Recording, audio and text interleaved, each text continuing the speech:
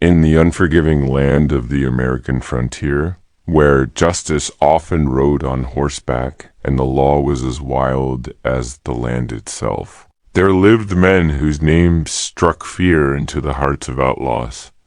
These men were bounty hunters, hired to track, capture, or kill those who had broken the law. They roamed the dusty trails of the West, living by their own code. This is the story of the most feared bounty hunters of the Old West. Asterisk bounty hunters didn't wear badges. They didn't sit behind desks or wait for trouble to come to town. They hunted trouble down. For them, the promise of reward money was often the only law that mattered, but it wasn't just about gold or silver. For many, it was personal. Each bounty represented a threat to order, to decency, or to someone they once loved. These men lived in the shadows between justice and vengeance, and sometimes those shadows stretched long and deep. Asterisk, one of the most notorious was Tom Horn. Tall, lean, with a sharp gaze that could cut through a storm, Horn had started as a scout. For the U.S. Army, he was fluent in Spanish and several native languages, giving him an edge few others had. After the Army, he worked as a Pinkerton detective, chasing down train robbers and cattle rustlers.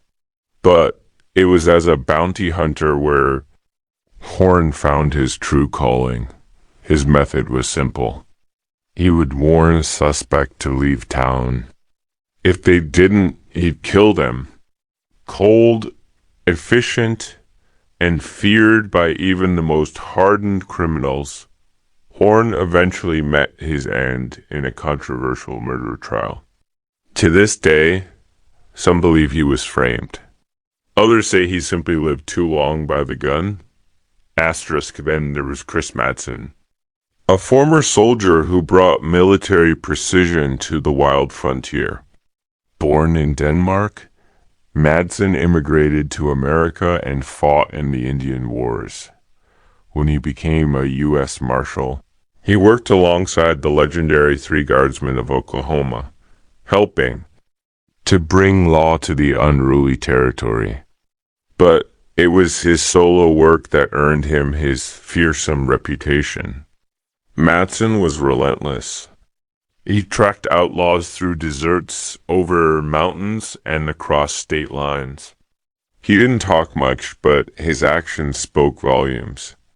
Many a fugitive laid down their guns the moment they heard he was on their trail. Asterisk, another name whispered in saloons.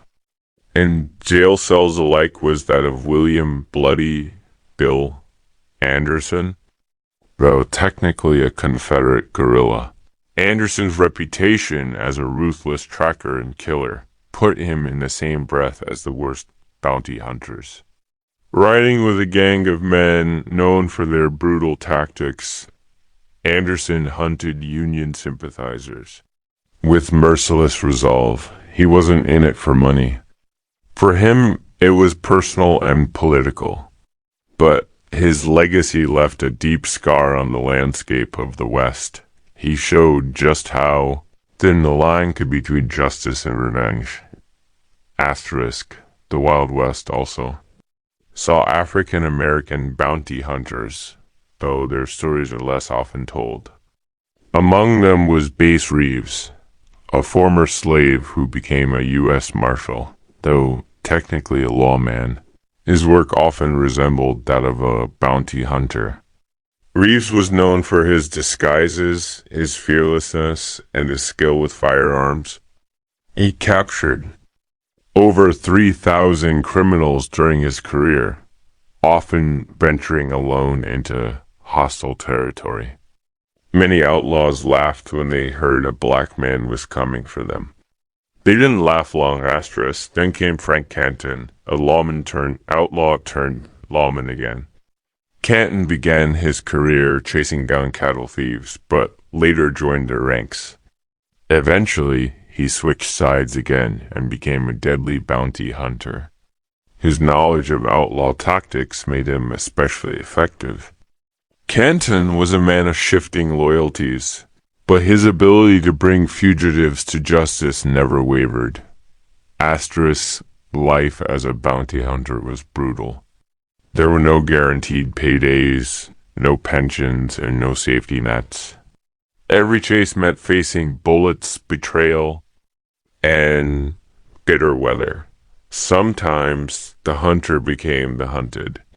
Some bounty hunters crossed moral lines, capturing innocent men just to claim rewards. Others were hailed as heroes. Most walked a path somewhere in between. Asterisk women, too, took up the bounty. Though rare, a few earned respect through sheer grit. One such woman was Eleanor Dumont, better known as Madame Mustache, who, while not a bounty hunter in the traditional sense, tracked down swindlers who cheated her at cards. She traveled from town to town, reclaiming what was hers, sometimes, with a pistol always with steel her hottest. Asterisk, the West bred a different kind of justice. It wasn't always fair. It wasn't always right, but it was swift. And those who dared to run from it often found a bounty hunter close behind. These men and women didn't just chase criminals. They chased order in a world teetering on chaos. Asterisk, as railroads spread and towns grew, the role of the bounty hunter began to fade. Law became more organized. Marshals and sheriffs replaced vigilantes and loners, but their legacy remained. In every tale of a stranger riding into town, in every duel at high noon, and in every wanted poster flapping in the wind, the spirit of the bounty hunter lived on. Asterisk, they were not saints. They were not villains. They were something in between.